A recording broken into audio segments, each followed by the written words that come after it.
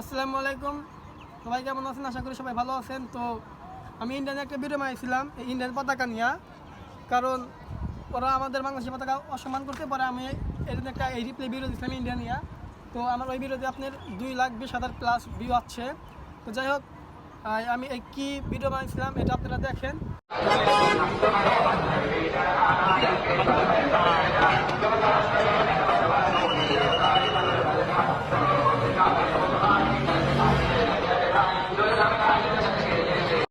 জিহাদ বাংলাদেশের পতাকা দাও তো।